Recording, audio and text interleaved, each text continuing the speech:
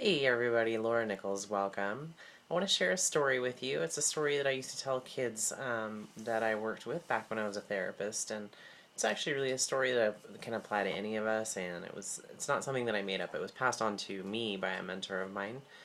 And the story is that you're walking, or it could be you, anybody, walking down the street, going about your day, and you fall in this big, massive hole. And it takes you a while, but you finally climb and kind of, have to claw your way up and out of this hole, okay? So the next day, you're walking down that very same street and you fall in the hole again. So you have to do the same thing and you climb your way out and claw, up the side of it in the dirt and all that. So you get out, dust yourself off, and then the next day you're walking down the same street, and this time you see the hole, but you still fall into it. And you go through the same process. You got to dig yourself out of it. You got to climb your way out, claw your way up the side of the hole, get dirty a little bit.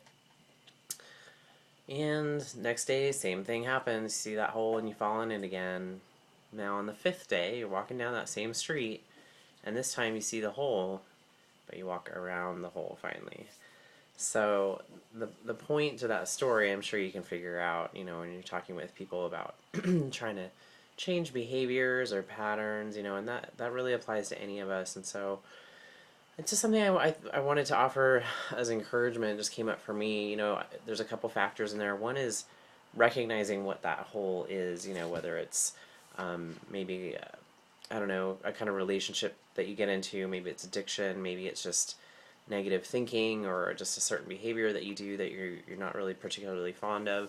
So the first step is really acknowledging that the hole is there and what the hole is.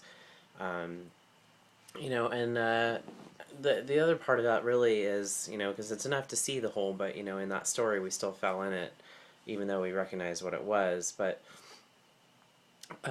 giving yourself enough advance warning, knowing that the hole in the street is coming up, so you better be prepared.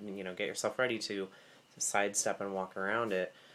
For me, and the way that this applies to me is, I catch myself in what I call old thinking. I think we all do, and that's how I know there's a potential pothole coming up. I'm really fortunate. I've worked really hard in the last several years, and I'm not really falling in holes anymore, not big ones anyways, but I've fallen in my fair share, that's for sure, and a couple things that I know to guard against when, or to look out for in my own life, or just, if I let myself get really like way too exhausted or way too hungry even, these are maybe smaller holes I fall in, but, my hole, I think that those kind of lead me into is just negative thinking and being a pessimist and expecting the worst from people and that kind of thing. And I worked really hard to not be that way. I grew up um, in a somewhat chaotic environment and carried a lot of anger as a young adult, and so I had to really take a look at that. And I've worked really hard, and it happens to the best of us that our old things kind of come up and rear their heads every once in a while. But to be aware of like what those thoughts are that are coming up that may lead you down that path to fall into that same old hole again.